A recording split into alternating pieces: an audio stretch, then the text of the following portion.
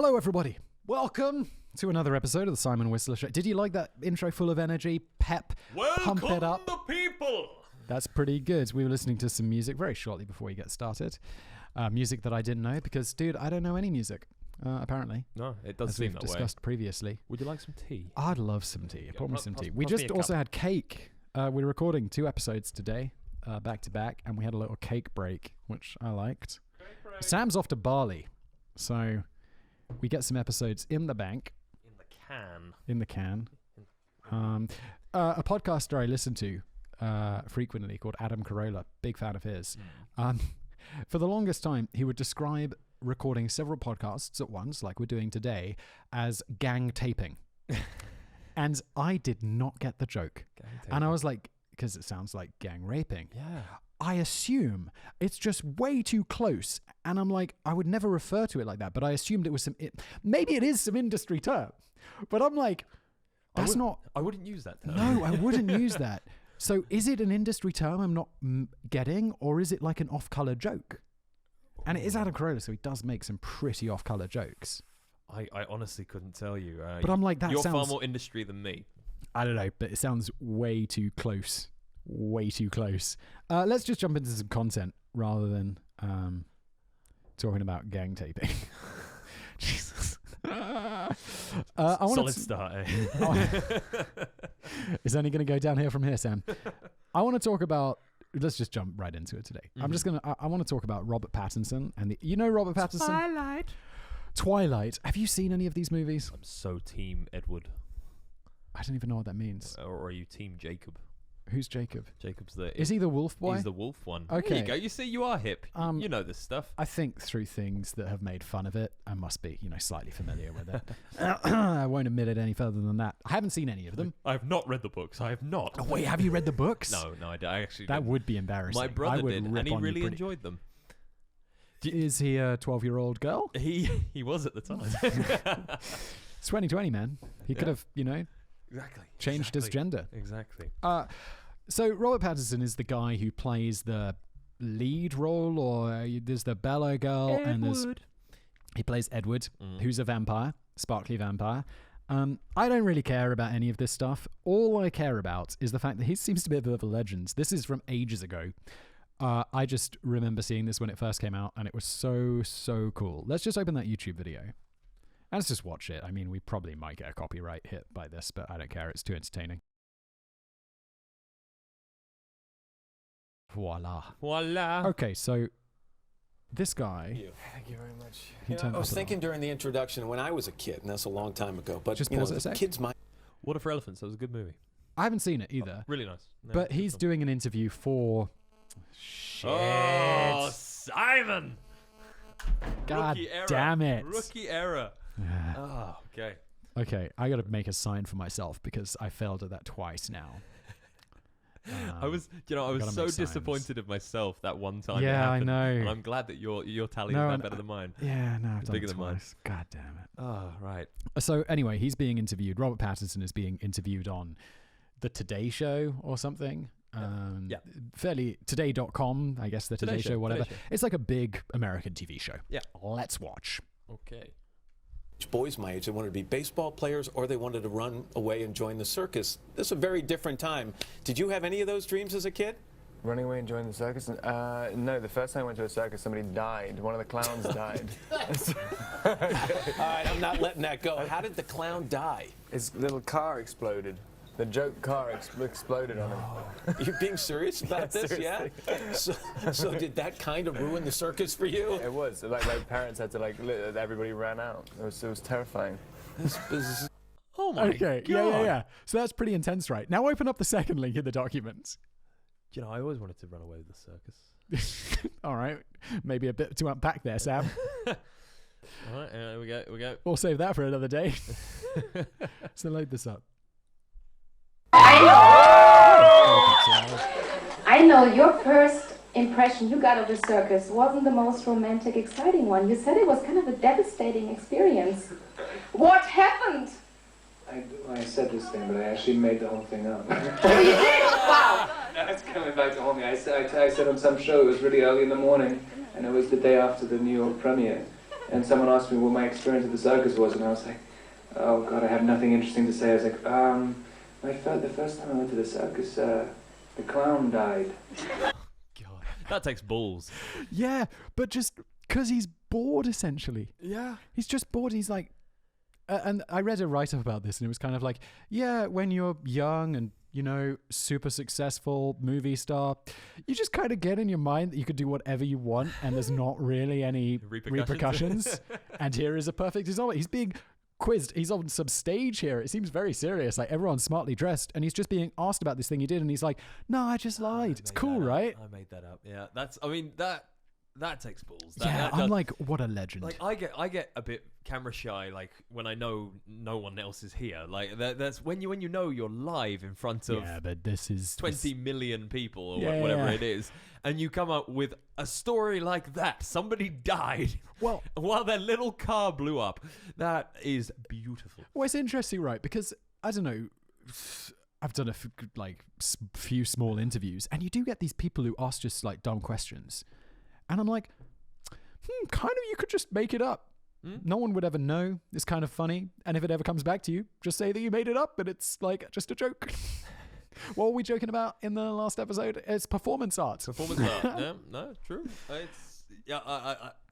I'll tell you who's really good at that, and you won't know who he is, but it's Louis Capaldi, the Scottish singer that sang that massive hit that exploded all over the world. Someone you love. 500 miles. No. That's the Proclaimers. That was the 80s. Is that somebody that you'd used to know? No, almost. So close. You almost got it. It was the someone you love. No, I don't know that one. And then the day bleeds. That one. No. All right, but he's hilarious, and he does this all the time. He just comes out with these stories, and you're like, I love it. Mate, I love it. Takes balls. It does. The screen's recording on that thing, right? I know I have my moment of panic. Yeah. Excellent. I had my moment of panic, and I checked it, and it wasn't, and so I clicked it. Yeah. You've got advantage because you've got all the technical stuff, and then I was like, oh no, I want to see Pattinson on the Today Show. It's so good. Anyway, so I dug a little deeper into Mr. Pattinson and the sort of shit that he gets up to. Dude, open up the third video there. So he does it. I feel like his biggest role has been the Twilight movies. He talks so much shit about it. It's unreal. Oh, really? Like in interviews, because you'd think surely, your lead in a big movie, just pause it. What? So you'd think that if you're the lead in a big movie, right, you've got to say good things about it. Right? I don't know. Because like contractually or something, or it's like, got to go and do this or go and do that. But anyway. Until it's finished, I suppose. Right. Oh, yeah, but this is when a new movie comes out. Oh, it's true. No one's interviewing about Twilight 10 years later. No one cares. Anyway. All right, here we go. Experience turned out to be what you expected. Oh. Just skip it. When I read it, it seemed like it was a book that wasn't supposed to be published. It was so long. Yeah, it is, yeah. And we were shooting it forever. If Edward was not a fictional character, you just met him in reality.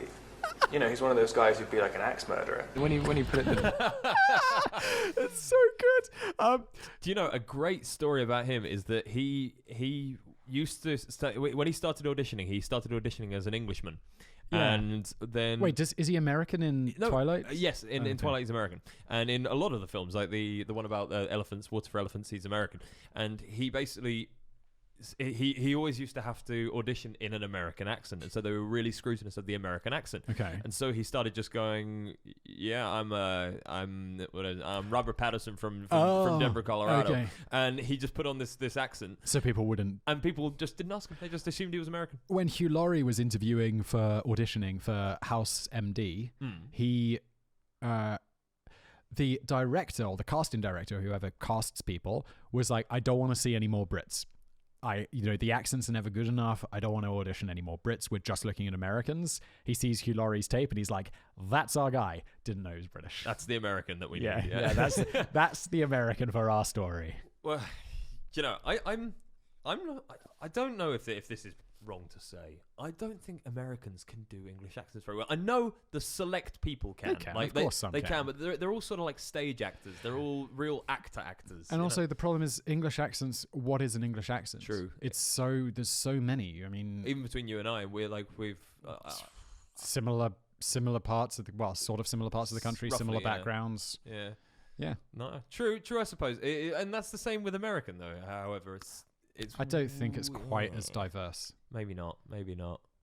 There's funny little twang. Do you know what I love? I love when little kids can't say their R's. There's an amazing video of a kid saying something funny, and he can't say the word turkey. He can't do the American R, and so he says. How's the name turkey? Turkey. And he can't say turkey, so he says turkey. And all the American kids and anyone that has a problem with the R. What's the difference? Says a W. Is there a big difference between an R in British and American? Yeah, so we do a R, a downwards R, and they do a Turkey. It's like it's you put your tongue like up to the roof of your mouth, and you have to squeeze all the air out to the sides. And it's the reason the R is only used in American English. It's not used in any other language in the world. I'm almost 100% sure that's true. There you go. Because it would just sound like speaking American in a funny accent. I want to go back to Robert Pattinson because this is far too educational. Sorry, dude, don't play this. I mean, just play a little bit more. It's so good. Facts out. He tells I'd killed 40 or 50 people, and he's like, you really shouldn't. And I want to kill you so much every single day. So just pause this. Go right to the end. Go to like the last 10%. A bit before that. Yeah. Click. Oh no. Later. Okay. Try here. All right. Here we go. The end is absolutely amazing. Think of anything. Oh yeah, so you're saying I can't say, think of anything good about the movies. SK2 face packs. It's just millions of Twilight fans out there just cannot wait to see this. It's very almost heartbreaking because they don't want it to be over. Yeah. It's a little bittersweet, isn't it? For them. Yeah. So he's just being interviewed on Jimmy Fallon, and the guy got nothing good to say about it. No, just isn't it sad it's ending? Yeah, for the fans. And there's another bit in there where he's talking about, and so how do you feel? But the pay was good at least, and he's like, could have been better. It's like incredible. What an absolute legend. Well, I think I like that I like anyone who just doesn't give a shit. Well, you see, I think he's quite happy actually. I think now because he did Twilight, he sold out, did Twilight, like did the big commercial crap film. It's like John Cusack. He does these big commercial hits, and then he does little indie films for like 10 years. Exactly, and that's exactly what he's doing. And I think he really enjoys all the sort of actor scene. He's a cool. real actor. I bet he is. Do you want to do one? Or do you want me to tell you about dead bank robbers? Up to you. Yeah, tell us about dead bank robbers. Okay. We'll move on from there. This one actually found on Reddit.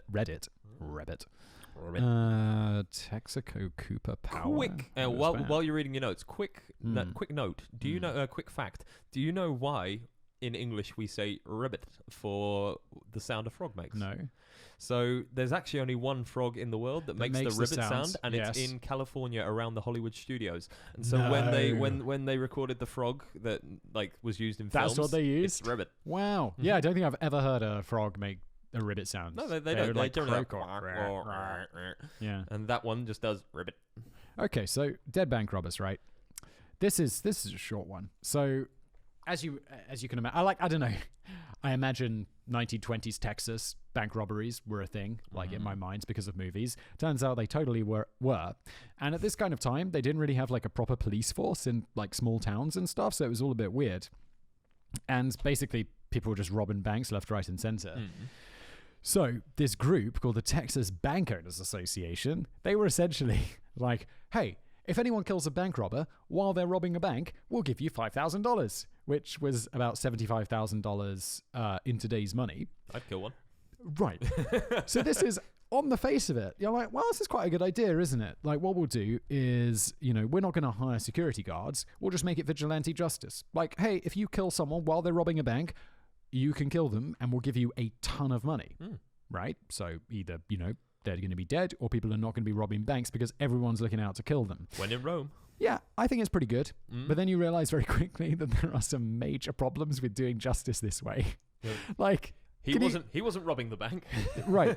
Can you imagine like you just go into a bank and it's like everyone is just looking for an opportunity to shoot everyone else. Yeah. And they're all carrying guns. So it's like you wander in, you're like, yeah, hi, let me grab my wallet. Oh, sorry, who's robbing it? Where's my money?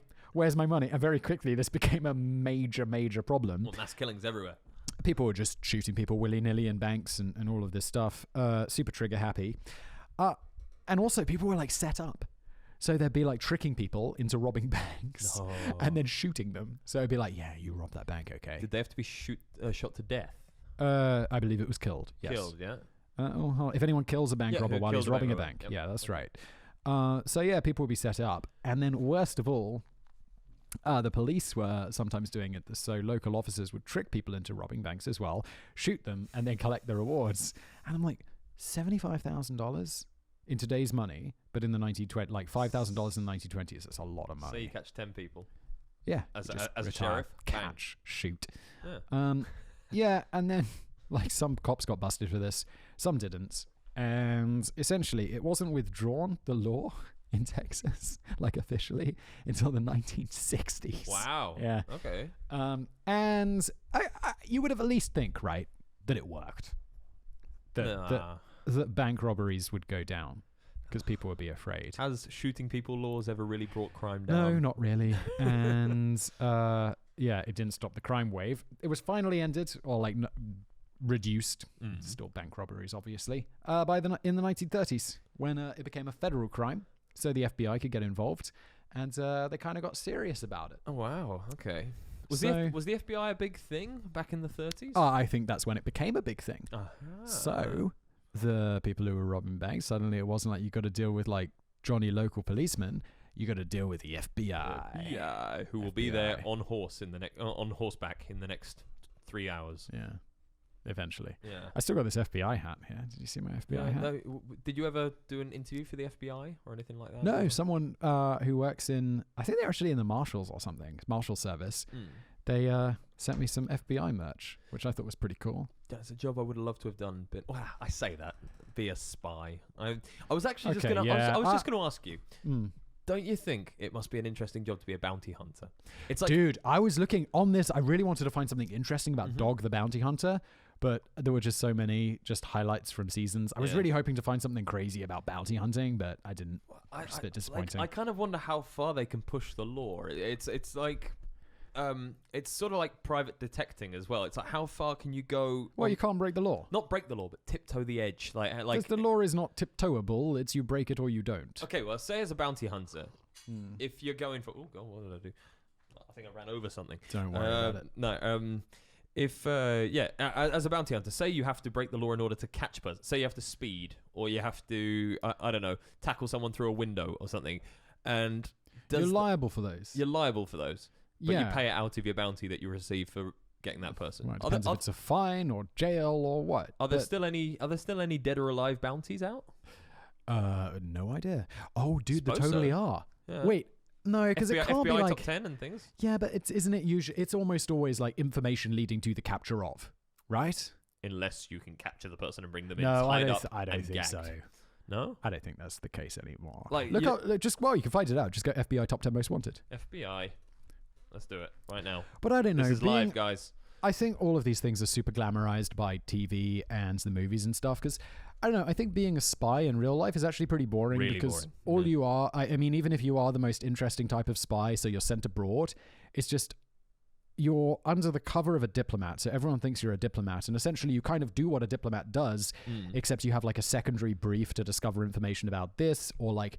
And you're not going and breaking into buildings like James Bond. You're finding local people who work for like Iran's energy company to go and find out information about Iran's nuclear secrets and then bring that back to the person who actually works for MI6 and then pass that information on. So you're just a handler, essentially. I don't think you don't get a Walther PPK and go around like James Bond stealing secrets. Did you see the Spy with Sacha Baron Cohen? No. On Netflix. Okay, Wait, oh yeah, the one where he's an Israeli spy. Yeah. I started watching this with my wife. She was less into it, but I was enjoying it, and I really want to finish it. Watch it to the end. Don't spoil it for me. Like it was a true event. It really happened. Yeah, but no, it was. I would like that. That was one of the better shows I've seen in the last 3-4 years. Yeah. So really recommend it. But Okay, that I think is a very close to real life sort of representation of what it is to be a spy.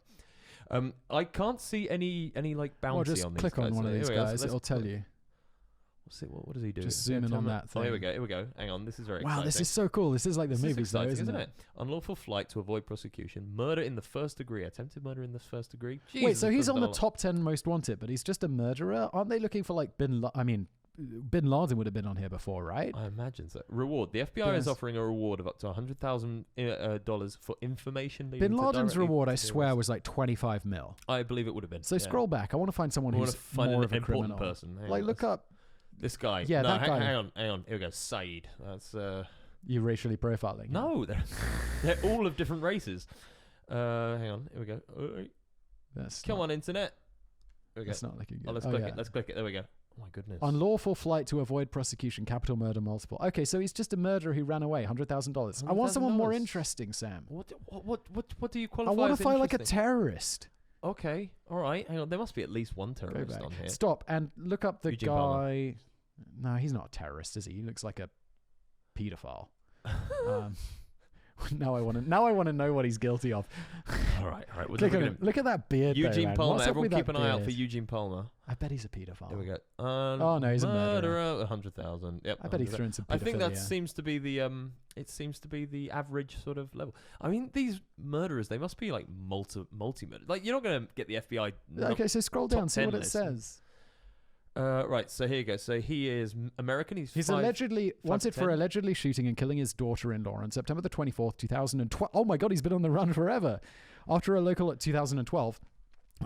arrest warrant was issued for Palmer in Rockland County, he was charged with murder. A federal arrest warrant was issued on the 10th of June 2013 by the United States court. Blah, blah, blah, blah, blah. I don't He's feel been on the run forever. That can be. Has he been on the FBI top 10 for this long? I was going to say, I don't feel that can be the most, like, the worst crime. Where's like El Chapo and shit? Yeah, like, but El Chapo like had a real sort of good run of it. Escaped prison and everything. Let's go back. Like, look at someone else. I want a proper criminal. Like, I mean, these guys are murderers, sure, but where's like? You mean as? Look up that guy. There we go. I want someone who's like an MS-13 or some shit. Oh, it's murder again. Are you download? Is it murder? Oh. Okay, screw it. Let's move on. They're all just murderers. They're all disappointingly just murderers. Okay, that was the dead bank roll. Oh, this was good. I feel it's almost more interesting to look at today's modern criminals than the bank robbers. Who's this guy? Oh, I just turned it off. Oh, no. Well, as soon as you load up their picture, I'm like, I immediately want to know who they are. It's like, because that guy looks like a computer hacker. And then it's like you find out that he's actually like, he murdered his family. He's a murderer. Yeah, first degree murder and armed robbery. Okay. So Brown speaks fluent. 200,000. Oh, hang on. He speaks fluent French and has a master's degree. Hey, where's he from? Oh, wow. This guy's this guy's like a... He's an avid golfer, snowboarder, skier, and dirt biker. Brown enjoys being the center of attention and has been known to frequent clubs where he likes to show off his high-priced vehicles. This is like a dating app. Yeah. And it's also like, this guy doesn't seem like he killed his wife out of anger. He seems like a professional criminal. And he's a Mormon. So my. Brown was a member of the Church of the Jesus Christ of Latter-day Saints and completed his Mormon mission near Paris, France. His occupation is a golf equipment importer. Anyway, this is enough with this. We've just made him sound really quite impressive as a person, and he's on FBI's top 10 Also, list. he's been on the run since 2007. That's a long time. They're not getting him, are they? I feel like they're not doing their job. He's probably like in the Bahamas chilling out or something. No, that's too close to home. He's in some non-extradition country where he's probably had like 7 different plastic surgeries. He's got like different colored eyes. Possible. I mean, he seemed to have a lot of money. Also, I mean, how difficult do you reckon it is to really run away? Like, and disappear? Okay, all right. So I think it depends on who you are. You've done this. This is you previously were a terrible murderer, and this is your second identity. No. Shush. This podcast is going out to people. No. There's a TV show in the UK called Hunted. Really? Yeah. Is it with dog? No, it's not with disappointing. dog. But it is Dog. basically they've got a team of people, both cyber and like on the floor, like on the ground, looking for you, and you have to escape. It's like a game show. Yeah, and you have to get off out of the country. And wow, that sounds awesome. I've often thought about this. It's just like a thought experiment. There's like also for when I commit crimes. There's like an extraction point that you have to get to, and you basically just have to disappear for 3 weeks. 3 weeks? I think it's 3 weeks. So it's a month. It's a month. It's 1 month. Oh my God, I got to see this show. Yeah, it's really good. Do they manage? Who hunts them? So usually they catch. Basically, there's I think it's £100,000 is like the prize money. How much access do the people who are hunting them get? Everything. They can't have everything. They can't just go to a supermarket security camera and be like, "Hey, we're part of a TV show. Can we look at your security?" No, they're like government. Like they have like government access to everything. So any public cameras, any public CCTV. Why are the police wasting time doing this then? They're not. I don't know. Maybe they are. I don't think know. you're missing something. No, I'm definitely not. I promise you. Like, this is Because it can't be the police fake hunting people. The real police. It's not the police. It's not the police. It's like I think they're like a private firm or something Right, like that. then they're Maybe not going to have access because they're not going to be able to go and get a warrant to get. I don't know footage how and it stuff. works, but Yeah, 'cause you're missing something. They've thought of this, and basically what people have to do is they have to like disappear into the woods, and they even use like GPS tracking, and they use like satellite tracking to find people in fields and things like that. It's really incredible. Sounds cool. Is it on Netflix? It's not on Netflix. No, Yeah. you can probably get it on BBC iPlayer or something like that. Okay, which obviously I can't get because Can't I get live in Czech. but- VPN. What? You can use a VPN to act. What is a VPN? Let's move on. Visit one of my channels to find out. One day we'll be sponsored by a VPN. I always made the joke like someone who isn't me would definitely be accessing BBC iPlayer. What? Now that we're in America, I want to talk about baseball. Okay, dude, I got something to say. Like baseball, you've seen my Today I Found Out channel, right? Yeah. My partner who kind of runs the writing on that side of things, he loves baseball. I find baseball so boring. It's very monotonous. Dude, did I tell you I saw a baseball game? I didn't even see a baseball game. I watched a baseball game on TV when I was in the US. Okay. I was at... Doesn't quite catch the energy. It's pretty boring anyway. Like, Yeah. what energy? They just run... I'm like, I don't know. The closest that I've got to baseball playing was Rounders. You know Rounders? Yeah. Which is like a game we play in England at school where it's like baseball, but there's a shorter bat. You throw underarm. Yeah, it's like for kids, but it's fun. So that's the closest I've ever got. But in that game, you're running loads. Like everyone's running around. There's tons of runs. In baseball, I watched the game and there were like 6 runs. And everyone was like, oh, quite a game, right? And I'm like, there were 6 runs. I just saw it. I was in Vegas and like in a casino and I had no money. So I was like, I don't really want to gamble. But I thought the best way to gamble would be to put some money on sports because then I can sit in like the sports gambling area for like a good 3 hours, watch this baseball game, smoke a cigar, and, gamble, but not lose $100 an hour or a minute or whatever. Yeah. And no, it was really boring. Yeah, I had the good fortune to go and see the Toronto Blue Jays play the New York Yankees. I don't think that's good fortune. And that's just it. Like it was when I put it next to hockey, it was hockey's extreme. Hockey's so good. Yeah, it's so exciting. Baseball's very slow. Yeah, very even slow. football's too slow. Yeah, I agree. I'm amazed actually. Soccer, soccer has well, football as well actually. There's a lot of stopping in football. They have compressed versions of those games. I believe it. Yeah. So it's like, and it's 45 minutes long after everything's done. It's partly, I think it's basically built on the fact that there need to be ad breaks. That's kind of why it's running that way. Because they stop the game to have commercials. Yeah. It's so bizarre. Like in other sports, they don't. It's like, and if there are commercials, it's like, okay, well, there's been I don't know, I've never watched football, but like with tennis, it's like, okay, well, they're taking a break because they're switching sides of the court or it's part of the game. It's never like, we are taking a break for the purpose of running a commercial. Yeah. Whereas in American football, they do. Yeah. And it's weird. And then there's another break. But I swear like every 10 seconds they're stopping to have a break of some kind. Well, I think that, that's just American sports in general, but hey. Oh, sorry. Tell me something about mudding baseballs or whatever. I'll try not to act incredibly bored. You've just jumped in and told people what it is. So basically, it's because I read your notes, Sam. You gotta stop reading the notes. No. So, there was a man called Blackburn who discovered a special, basically all baseballs which are used in any competition have to be rubbed in a mud. Yes, they do. Which I believe sort of kind of allows them to spin. It kind of takes any coarseness off the ball. They use this rubbing mud, which every single competition baseball has to be rubbed in a mud, and that rubbing mud all comes from the same place from one person who goes and mines the mud, and so no one really knows where it is. They know like a location. It's said to be near Palmyra in New Jersey, and he founded this man Blackburn, Mr. Blackburn. He founded a company that he used to sell it, and according to the company, the entire American League uses the mud. Used the mud. By the 1950s, it was used in every single major league team.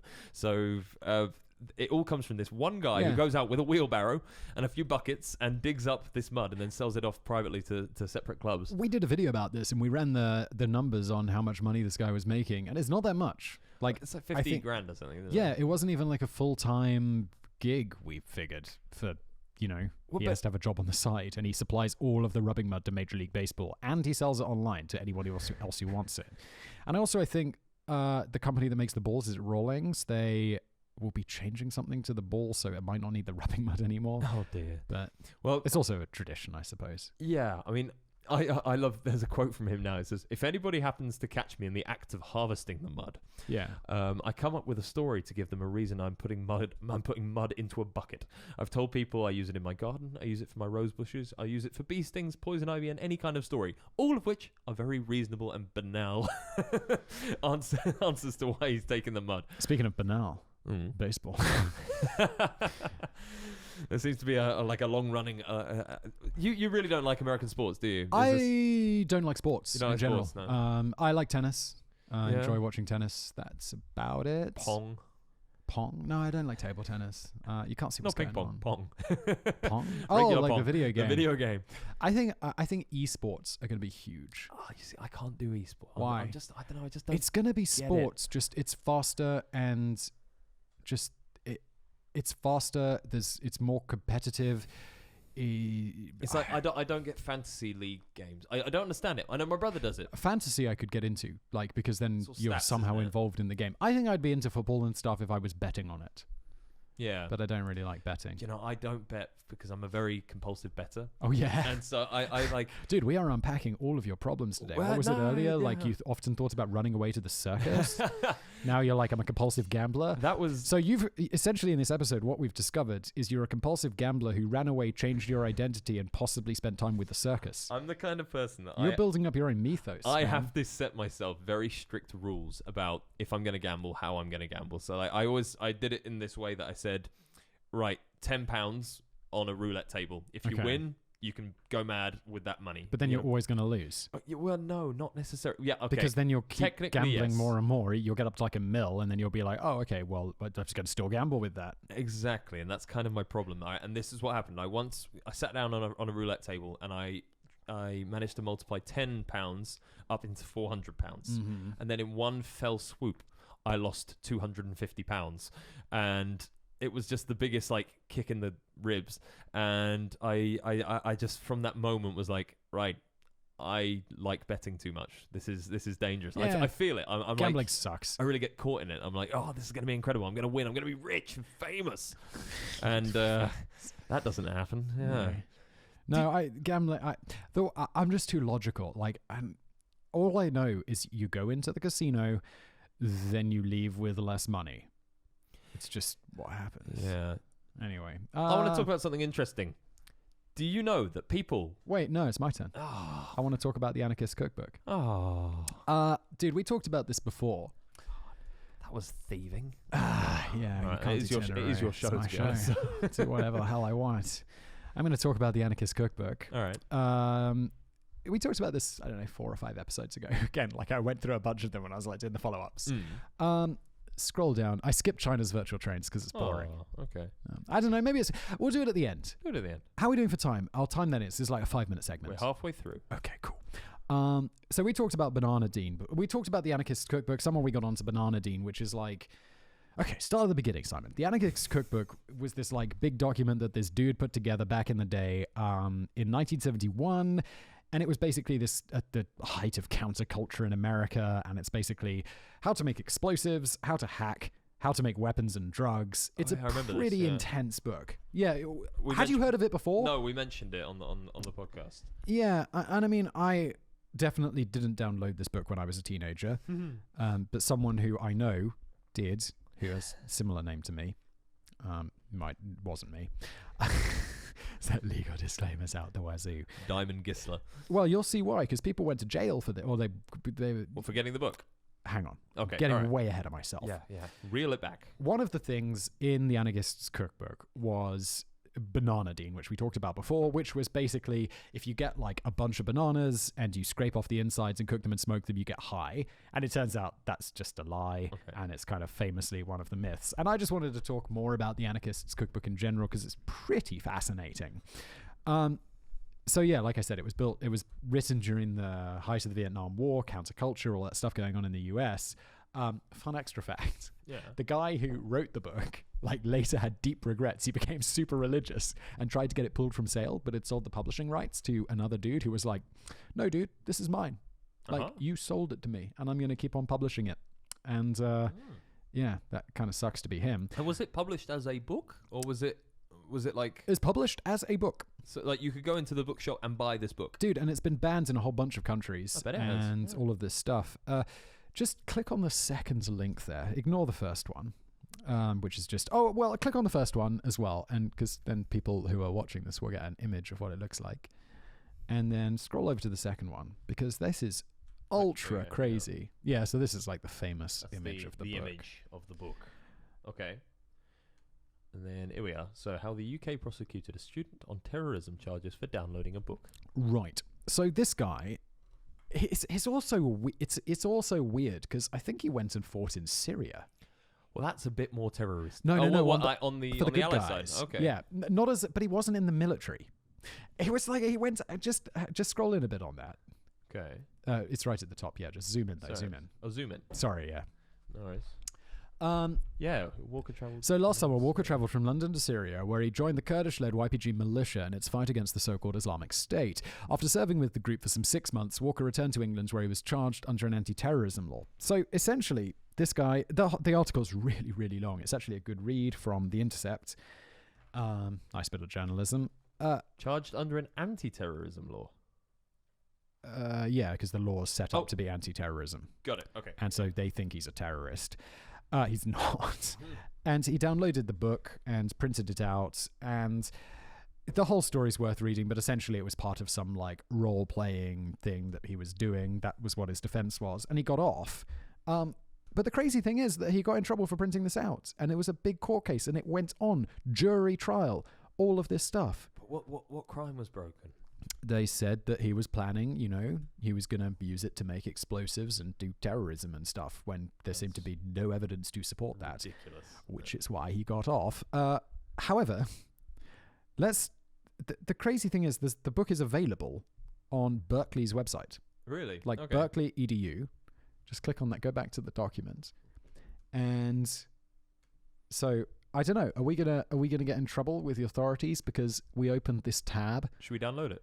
Which don't download it. Should I download it on your computer? Yeah, go for it. I don't give a shit. This is it though. Right. So the whole book is here. Oh my god. Well, this is the interesting thing. This is actually an updated version of the book. It's called The Anarchist Cookbook 2000, and I realized this is the one I had. My friend had as a teenager. Which is the Anarchist Cookbook 2000, which takes a lot of the original stuff and kind of updates it. I thought it'd just be fun to have a look at this, and but specifically the bananadine section, which, dude, the book's super long. It's like all of this crazy stuff. But the bananadine section, the recipe was obtain 15 pounds of ripe yellow bananas, peel and eat the fruit, save the peelings. You got to eat the fruit. You can't just throw it away. Scrape all the insides of the peels with a sharp knife, put the scraped material in a large pot and add water. Boil for 3 or 4 hours until it has attained a solid paste consistency. Spread paste onto cookie sheet and dry in oven for about 20 minutes. This will result in a fine black powder. Usually one will feel the effects after smoking 3 to 4 cigarettes. It's totally not true. Yeah, but Jolly Roger wrote that. Yeah, Jolly Roger wrote most of it. Most of these are Jolly Roger. So just scroll right up to the top though, and let's look at the... oh god, I've just gone... Hang on. Just... there we are. Okay. No. Just grab the scrolling wheel. Oh, okay, here we go. So just seeing some of the things, there's like 200 different recipes or whatever. And it's kind of like, a lot of it is to do with, because it's even, this is the updated version. Lockpicking. Yeah, a lot of it's to do with hacking and kind of like phone hacking. And do you hate school? It's full of teenage angst. Okay, I want to see what... Now, this is the thing. You see this and you're like, do you hate school? I want to see what that says. Go to number 15. I did hate school, right. But essentially, it's like all of these instructions on... And there's another one like, carding and stuff, which I think is like ripping off credit cards and stuff. Okay, so one of do my you favorite hate ways school? of getting out of class is to call in a bomb threat, tell them it's in a locker. Oh my god, use a smoke grenade in the hallway, spit your gum on the carpet and grind it into the carpet, watch the janitors cry. And then the final instruction is use your imagination. But there's a whole bunch of them, and it's just like how to be a I like dick. this one. Get some pure potassium or sodium, put it in a capsule and flush it down a toilet. Smells awful, stinks up the whole school. What an evil, evil man. Steal the computer passwords and keys, or steal 80 column cards inside if they... See, this is the thing. It's like column cards for an IBM mainframe or whatever. It's like, dude, this is kind of out of date. But it's pretty fun, right? I mean, in a... like, as a read... But Yeah. don't do any of this stuff, and don't be a dick. Stick a potato in your tailpipe of the principal's car. That is just awful. Yeah. I feel like this is written by a teenager. Yeah, definitely. It's full of angst. You can Yeah. feel Yeah. it. These are the kind of people that would listen to like young Blink-182, like me. I like And, Blink-182, and I never did any of this stuff. I was a good boy. No. Also, something else, just let's wrap up this segment by just Yeah. going back to the documents. Yeah. And I was like, okay, so this book's been banned in a bunch of places. I was looking that up. Dude, the list of banned books is surprisingly boring. Like, I Okay. loaded up this Wikipedia page, and like the vast majority are like about sexually explicit content before the 1940s or whatever, and then being banned. And then this was... American Psycho was banned in Australia. Yeah. That's interesting. Was that for violence or sexual violence or something? But that was recent, 1991. Yeah, no, it was banned in Australian state of Queensland. Sale restricted to persons of at least 18 years old in the other Australian states. So I I'm like not American sure. Psycho. It's a great book. Good book. Yeah. Good film. Yeah, also enjoyed the film. Anyway, yeah, this isn't actually interesting. It's just more of a point. The list of banned books is surprisingly dull. The Bible. I was going to say the Bible Yeah, the must be banned in a Bible lot is- of places. That's, interesting. Definitely at Okay. certain points in history. And a lot of it's just super old stuff. from The Da back in Vinci day. Code in Lebanon. Oh, yeah? Yeah. Okay, what's the reason? Banned in September in Lebanon after Catholic leaders deemed it offensive to Christianity. Yeah, okay. Catch-22. Why was Catch-22 banned? Banned in several U.S. states. In 1972, it was banned in Strongsville, Ohio, overturned in 76. In 1974, it was banned in Dallas, Texas. Because it referred to some refugee women as whores. Yeah, it's weird, isn't it? Jeez. Anyway, All right. that's Well, banned books. That's the Anarchist Cookbook. Don't download it, folks, or the UK government will come and put you in jail. it just But it's doesn't- available on Berkeley's website. Just doesn't seem that necessary, does it? Weird, isn't it? Weird, crazy. Right. Do Thought you know police. that people with let me try and say this. Autotopagnosia literally cannot tell their elbow from their ass. They can't tell their nose from their chest. What? So, this is a condition where people, it's like their, is it kinesthesis, where you can feel where your arms and things are? They cannot quantify where things are on their own body Without looking at it. Like if you said to them, "Show me where your elbow is," they wouldn't know where to point. But if you showed on someone else where that like if you pointed at someone and said, "What's this?" they'd be able to tell you elbow. And it's just they can't sort of in their brain place where that particular. So if I had this disease, Yeah. you would say, Simon, where's your elbow? And you'd be. But I know, surely I've got to learn. I've learned where it is. Well, this is it. You know where it is because you've we all learn that we've got 5 senses, don't we, or whatever they are. There's way more than 5 Exactly. senses. There's like 15, 20 or whatever there is.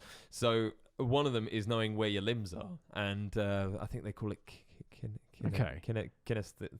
But then that would be like, okay, so I've got my eyes closed and I put my hand behind my back, and this disease would be like, I don't know where my hand is. But if I look and see my hand behind my back, surely I know I can be like, it's behind my back. Well, It would be like if you were putting your hand behind my back. All right, so autotopagnosia is a form of agnosia characterized by the inability to localize and orient different parts of the body. The psychoneurological disorder has been referred Open to up that as whole Wikipedia article. body image agnosia or samotopagnosia. Samotopagnosia, I hope I'm saying that right, has been argued to be a better suited term to describe the condition. Here we go. So if we open that up, it's from the Greek, that's really small, A and gnosis, meaning without knowledge, topos meaning place, and auto meaning oneself. So it virtually translates to the lack of knowledge about one's own space and is clinically described as such. It's characterized with the inability Just to go down to localize- some case studies because this okay. is too sciencey. I'm getting sciencey. confused. Or symptoms. Symptoms, here you go. So, patients with autotopagnosia exhibit an inability to locate parts of their own body, the body of the examiners, or the part of the representation of a human body. Deficiencies can be in localizing parts of certain area of the body or the entire body. So, hang on, what? But why? Why? That's what we want to know. Free vision and no vision conditions. Hang on. Here we go. Test for, but they did loads of tests and treatment. As autotopagnosia arises from neurological and irreversible damage, options regarding symptoms, reversal, or control are limited. As of April 2010, there are no known specific treatments for autotopagnosia. I still don't know if they can identify where their hand is by looking at it. It doesn't seem that way. Hang on. So, all right. Okay, so there's different types. There's different tests. There's different tests. So body localization, free vision, and no vision conditions. So the specifications: verbal command, point to self. Examiner names a body part, and the subjects are instructed to point to that on themselves. So the exploratory approach assesses. Hang on, did they have any results there?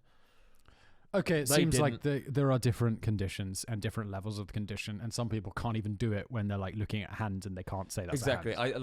I think it's down to down to a loss of something in the brain, as far as I can tell. And different people, as you say, have different levels of it. Depending, some can, if they can see what they're looking at, they can figure it out. But if others just have no concept of what a particular part of their body is. I thought.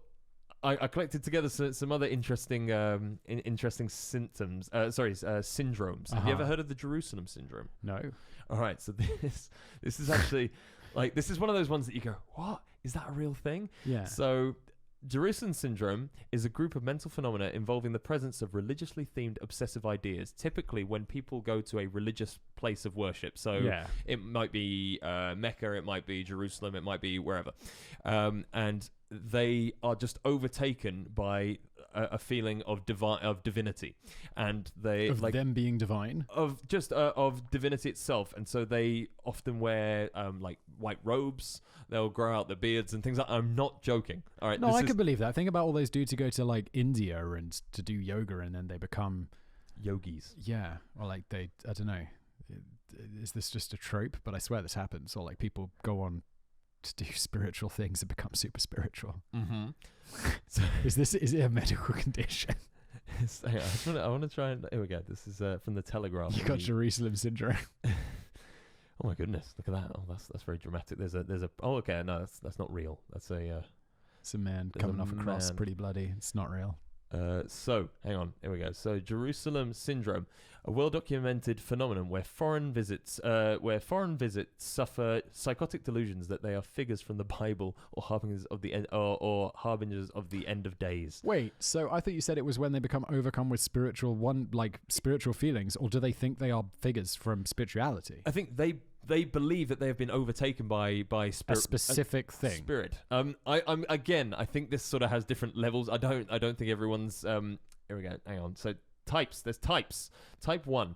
Jerusalem syndrome imposed on a previous psychotic illness. This refers to individuals who already diagnosed as a psychotic illness before their visit to Jerusalem.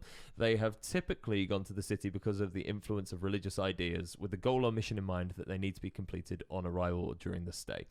Type 2 is this... Dude, this is too much reading Wikipedia. We're never going to figure this out. This is a shame. And then, just to quickly run through a few others. The foreign accent syndrome, people that have been knocked out and woken up with foreign accents. So go. Some people wake up speaking with a French accent. Mm-hmm. Dr. Strangelove syndrome is when people's one hand stops working. If you think like... So Dr. Strangelove from James Bond. But have you seen Dr. Strangelove is not from James Bond. It is. Is it? I think so. Oh, that's James Bond, Is isn't that it? Strangelove? I thought Strangelove was the Alien hand I've heard of syndrome. alien hand syndrome. That's where you can't control one of your hands. It's like it seems to be independently. Exactly. It's like Scary Movie 2. My germs. Just search Dr. Strangelove. Dr. Strangelove. I'm pretty sure it's James Bond. Dr. Strange, American brigadier put the world on the edge of a nuclear catastrophe. Yeah, that's the movie. Doctor Strangelove and How I Learned to Stop Worrying About the Bomb. Oh, my bad. Yeah. God, he just looks like a... He does look like a James Bond. Looks like a James Bond buddy. Yeah. Oh, well, how are we doing for time, Sam? I think we can do one more. Okay. I got a long one or a short one. Tell me the time. You can do a long one. Tell me the time. 50. Thank you. Actually, I'm not going to do a long one. I think we're just going to do China's virtual trains. Okay. This is, I don't know, it's more of a cool image and kind of a clever way of doing things. So, like, have you been to Mexico City? No. The underground there's weird. It's like, it's sort of halfway between a rail and a bus. Like, I mean, only in the way, like the underground trains, they have tires. So they run around like on these platforms, Really? but they have tires that they run on instead of like whatever the things that trains have are. Why is that on rails? I don't know. There's not really important. Is it like hybrid? Well, it looks like a metro. It looks like a regular underground, except that instead of having track, it has wheels, like a car. Interesting. And there's loads of them, and they run around and stuff. It's weird. Oh, Anyway, what I liked was China. They were like working out, you know, about, okay, with like automated stuff, with like automated trams and cars and all of this. I thought this was a really clever solution. Instead of like doing the super complicated computer technology and like we've got to work out, you know, programming the road, it can read the corners and it can do, you know, read all the traffic and stuff. Just on that image, just instead make a dumb tram that just has wheels like a car. And then instead of like teaching it how to like navigate a road, just paint some white stripes on the ground and tell it to follow the white stripes. So the white stripes are essentially the tracks. And I thought this was super clever. It's not stupid at all, is it? No, it's like just a really clever simplification rather than like, let's do all this complicated technology stuff. Let's just, I mean, I'm sure it's relatively complicated, but you know, it's a nice simplification. And these things, they can carry 300 to 500 people around. They run on batteries, which is pretty cool. Do we know if I know China had that big massive bus train thing that they were working on that went over the traffic? Yeah, did that ever get anywhere? Take off? I made a video about that and I was kind of like, it was amazing. Like it should have worked if it didn't, but I don't know if I've never heard anything about it since. Like it kind of had its heyday like 5 years ago. Where everyone was like, "This is going to happen. It's the next thing," and then it didn't. It was just kind of like a bus on stilts, right? That kind of just went over the traffic. But dude, I mean, there's so many problems if you just think about like your journey to work or whatever. There's so many bridges and all of this stuff, and you just need to change so much. I've always had this plan, and I'm glad that I now have a platform to like kind of roll it out. Ziplines. I think ziplines are underutilized. How are we going to try and move around? All right, so it's so dangerous. Think about it. All right, so did you ever go and do like one of those Go Ape like the big zip line through the forest and stuff? Yeah, exactly. Yeah, it's pretty things epic. where you've got like a carabiner and you have to kind of climb your way through the trees. Oh yeah. I've done this as well as the long zip line journeys. Okay, so mixture of these things. So basically, my theory is that there's localized areas that have like hubs. So they're basically like zipline hubs. And then so you live out in the countryside. You go to your local little town, which is 5 minutes away, and you go up if you're in America, it's many miles away, maybe an hour and a half away, just a small bit like drop around the corner. And then you go up like a lift, an elevator, and you get to the top of your massive mile-high zipline. You then carabiner on, and you zipline straight into the city's central zipline station. Okay. And then there's another one coming back the other way, and like how do they? There has to be a central tower, and basically they can rotate round basically. So you kind of hook yourself on, and you've got a little eyelet, and it's not like your zipline free falling. You're hooked on. And it goes at maybe... Well, it wouldn't be a good end if you were free-falling. Well, not free-falling, but you know what I mean? You're not like free zip-lining. You're not free-lining. You're just... you're hooked on, and you're going to get pulled around like that, you know? And you'll go from one... Like A to B. It's just straight A to B. There's no mucking around on trains or anything like that. You just go bang, straight in. Yeah, but then you can only go from one station to another. You can go... So you have to go to your big starting point, and then that will go to another destination. Another big starting point to somewhere else. So, say for instance, let's take London. All right, so London. So I'm from Watford. So you'll take Watford. Will have its own big station. It's a pretty crazy idea. Yeah, I understand. And then it goes into say Euston Station, which is where the train goes to. Train takes 20 minutes. If you're like zooming down a zip line, it's going to take 10. So you just go straight down into Euston, and then from Euston there's another big tower which leads off to Bank, leads off to Victoria. Yeah, I understand. pretty crazy. Yeah, I mean, crazy idea, but sure. I'm glad I've got a platform. If we have any, if you want to see this, you can write to us on Twitter. See this realised. At This Is Sam Myers. Let's start a petition. Dude, I think the Chinese should do it. Because they would do it. Yeah, they invest tons of money in their trains and all of this stuff, and they like crazy ideas. Or the Middle East. You know, like Saudi Arabia. I feel like they'd try this. They got loads of money. Yeah. Just take a punt. If they'll build a whole new city that would use this transportation system. Anyway, let's wrap it up. I think we've done enough today. This has been I feel like we did a lot today. Did we do more than? It doesn't matter. This has been the Simon Whistler Show. Say hi to me on Twitter at Simon Whistler, and if you have a suggestion, if you were listening to this and thinking I've got something more interesting than that, hit me up at Simon Whistler. Or Sam, where are you? I'm at This Is Sam Myers on Twitter. That's right. So until next time, leave us a review. If you're watching this on YouTube, leave us a like, a subscribe, stuff like that. That would be grand.